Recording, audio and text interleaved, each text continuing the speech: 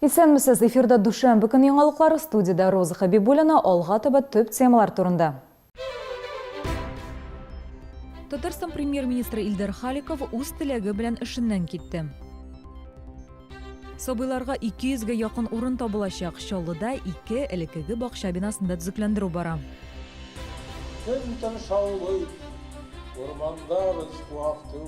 Алтмыштан артык китап авторы күренекле җәмәгать һәм дәүләт эшлеклесе Разил Валиевка 70 яшь тулды. Республика премьер-министры Илдар Халиков үз теләге белән вазифаларын калдырып китте. Рөстәм Миңнеханов аның мөрәҗәгатен канәгатьләндерде. Экс-премьер-министр белдерүенчә, бу карар күптән хәл ителгән. Татфонбанк белән чыккан ыгы-зыгы гына эштән китүне тоткарлаган. Бүген үк Илдар Халиковның яңа эш урыны да билгеле булды. Ул Татэнерго идарә итү оешмасының генераль директоры итеп билгеләнде.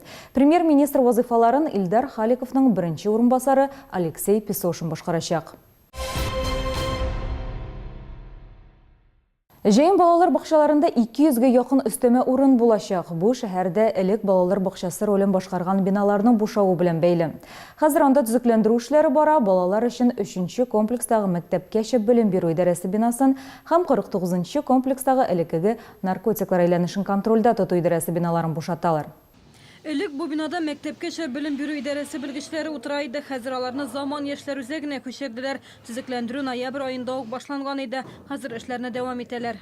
На данный период времени произвели замену 100% окон, то есть на пластиковые, на новые окна.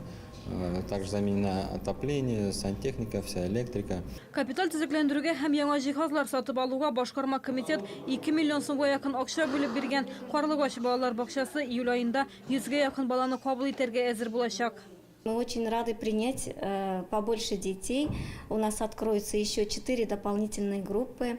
Это будут у нас 3 ясельные группы и 2 вторые младшие группы. У нас еще одна подготовительная группа выпускается в этом году. И, в общем, таким образом получается 5 групп. Мы набираем детишек.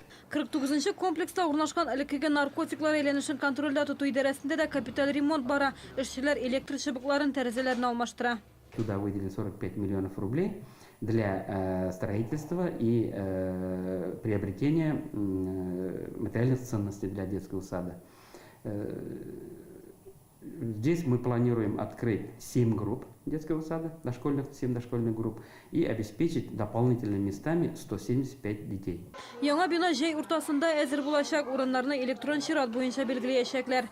Гүзәл Шихапова, Ксения Антонова, Ленар Султанов, яңалыклар. Яңа каналга күченүгә 2 көн вакыт калды. 5 апрельдә яңалыклар һәм Чаллы ТВдагы башка тапшырулар Татарстан 24 каналында күрсәтеләчәк. Бу күченүгә без берничә ай әзерләндек. Яңалыкларның студиясы нинди булыр? Хәбәрчебез материалында. Студия инде әзер диярлек яңа каналга күчкәндә иң зур үзгәрешләр яңалыкларга кагылды. Бу юктан гына түгел. Татарстан 24 каналында яңалыклар сәгать саен чыга. Тикшерүчеләр сораштыру буенча Россия халкының 57% телевизорны яңалыклар карар өчен кабыза. Чаллы ТВ 25 ел дәвамында шәһәрдәшләрне хәбәрләр белән таныштырып барды. Үзенең тугры тамашачысын тапты. Безнең яңалыкларыбыз кызык, чөнки алар халыкка якын. Без шул ук әниләр, әтиләр турында, табиблар турында, укытучылар турында сөйлибез. Без булган проблемаларны күтәрәбез һәм халыкка шуның белән без якынаябыз. Чаллы ТВ яңалыкларны рус һәм татар телендә тапшыручы шәһәрдәге бердән-бер телеканал. Безнең аудитория киң. Телевизор каршына төрле хатлам кешеләре җыела. Безнең хуҗабикәләр дә, пенсионерлар да, эшмәкәрләр дә карый. Яңа каналга күчү яңа мөмкинлекләр ача. Новый этап интересен еще тем, что мы впервые будем работать не с федеральным, а республиканским каналом, абсолютно новым. И это имеет огромное преимущество, так как интерес к региональной и местной информации намного выше, чем федеральный. Расширение целевой аудитории по возрасту и по доходам приведет к нам к новым клиентам, для которых мы подготовили много интересных коммерческих предложений.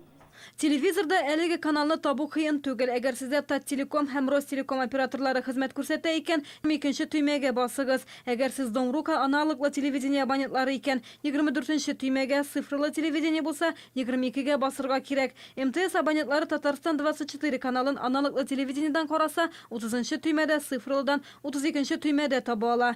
5 апрельдә яңалыклар эфирга 19 сәгать 15 минутта чыгачак. Гүзәл Шихапова, Ленар Султанов, яңалыклар. Яр буенда урнашкан футбол кыры урынында нәрсә була? Соңгы вакытта бу сорау шәһәрдәшләрне аеруча борчый. Хәзер анда күп функциялы үзәк төзелә. Комплекс эчендә нәрсәләр планлаштырылган? Безнең сюжетыбызда. Күп функциялы үзәкне берничә атналык авыл клублары программасы буенча төзи башладылар. Әлеге программа буенча Чаллыда 5 ел дәвамында 5 шундый үзәк ачылды. 6-нчысы исә Европа төсмере белән. Наверное, обусловлено тем, что будет рядом находиться модульная лыжная база, соответственно, и приближенность парковой территории. Поэтому, наверное, и выбран такой дизайн. Күп функциялы үзәк эчендә нәрсә булыр төгәл билгесез, әмма биредә яңа шаңгылар базасы булуы күпләр өчен сер түгел. Бүген урамда яз хөкем сөрсә дә шәһәрдәшләр арасында шаңгыларын алып куярга өлгермәүчеләр бар әле. Так вроде ходит зимой много, сейчас-то уже меньше, а если такая база будет, сочетаться будет. Лыжи, летом бег можно, и заниматься также. Там, наверное, будут и тренажеры какие-то сюда, если это многофункциональная база. Я думаю, что хороший замысел. Ну, вроде большой комплекс будет, удобный. Давно мечтали на это лесной. Сколько раз уже, сколько между собой говорили. Вот. Футбольные поля строят, а лыжные нет. Вот сейчас, пожалуйста, услышали нас. Спасибо им. Яңа ачылачак үзәктәге түгәрәкләр һәм секциялар барлык шәһәрдәшләр өчен каралган. Беренче дәресләр инде агымдагы елның сентябрендә башланырга мөмкин. Футбол кырына килгәндә исә аның урынын үзгәртергә телиләр. Хәзер башкарма комитет футболчыларга туры килердәй җир эзли. Гүзәл Шихапова, Константин Величко, Сергей Вильданов, яңалыклар. Салкын көннәрдә дә җәй җылысын тоеп була. Алабугада Мексика һәм Төньяк Америкага багышланган күргәзмәләр ачылды. Биредә чыннан да язгы салкыннан качып җәйге көннәргә эләгәсең. Теманы хәбәрчебез дәвам итә. Мексика Татарстанга якынлаша. Алабуга дәүләт музей тыюлыгында яңа күргәзмә ачылды. Биредә кайнар ил халкының киемнәрен, көнкүреш әйберләрен күрергә була. Кул эшләре осталарының фотосурәтләре дә күп нәрсә турында сөйли. Күптән түгел Сельма Ансираның диңгез фотоларын караган булсак, бу юланың үрнәгендә Мексика атташысы күргәзмә алып килгән. Мин җирле халыкның Мексика мәдәнияте белән кызыксынуын тойдым. Шуңа үз ватанымның иҗат эшләрен күрсәтергә исәпләдем. Беренче чиратта бу күргәзмә ике ил арасындагы дуслык җипләрен ныгыта бит. Күрше залда тагын бер үзенчәлекле күргәзмә индеецларның хәрби һәм ритуаль атрибутлары. 100 ел элек ирләр бу киемнәрдә ауга барганнар. Күн һәм каурыйлардан ясалган костюм, уклы кирпе энәләре сәйлән белән бизәлгән. Ә менә бу сәер курчаклар индеец балаларныкы. Күргәзмәне Краснодардан рәссам Игорь Гуров алып килгән. Хау Митакова. Здравствуйте, друзья. Так приветствуют гостей индейцы народа Лакота, культуру которых в некоторой степени я представляю в данной выставке. Бу ике күргәзмәдә май уртасына кадәр эшләячәк. Адресы Алабуга, Казан урамы 24-нче йорт. Татарстанның халык язучысы, күренекле җәмәгать һәм дәүләт эшлеклесе Разил Вәлиевка 70 яшь тулды. Якташыбызны олы юбилее белән чаллылар да котлады. Бәйрәм энергетик мәдәният йортында үтте. Тамаша залы халык белән шыгырым тулы иде. Разил Вәлиев 60-тан артык китап авторы, Татарстанның Муса Җәлил, Габдулла Тукай исемендәге премиялар иясе, Дәүләт Советы депутаты буларак халык мәнфәгатьләрен яклау, Татарстанның дәүләтчелеген ныгыту, татар телен дәүләти дәрәҗәсен үстерүгә зур хезмәт куйган шәхес. Бәйрәм тантанасыннан Рима Әхмәтова репортажы. Бик күп танылган каләм ияләренең иҗат юллары безнең шәһәрдә башланган. Шуңа да Чаллы халкы аларны үзебезнеке дип горурлана ала. Чаллы минем өчен бик үзгә шәһәр, бик тә якын шәһәр. Ни өчен дигәндә минем иң беренче шигырьләрем заманында, инде 60-нчы елларда Чаллы шәһәренең коммунизм байрагы газетасында басылып чыккан иде. Без монда Мәдәрис Әгънәф белән 9-нчы сыйныфта, 9-нчы класста укыганда йөри идек, әдәби түгәрәккә, әдәби берләшмәгә. Минем иҗат юлым Чаллыда башланды дип мин рәхәтләнеп әйтә алам. Аннары яшь шагыйрь Чаллы газетасы рекомендациясе белән Казан дәүләт университетына укырга керә. 1981 елда инде ул тәҗрибәле әдәби хезмәткәр Чаллыга кайтып 4 ел дәвамында язучылар оешмасын җитәкли. Яңа Камаз каласында иҗат кайнап торган чор. Бездә Разил Вәлиев Мирас романын 2 повесть, шигырьләр, җырлар иҗат итә. Чаллыдан соң Татарстан язучылар берлеге рәисе урынбасары озак еллар милли китапханә директоры булып эшли. Әдәбиятның төрле жанрларында иҗат итә. Олы җәмәгать, сәясәт һәм дәүләт эшлеклесенә әверелә. Ил урманы көн-төн шаулый, урманда без куак түгел.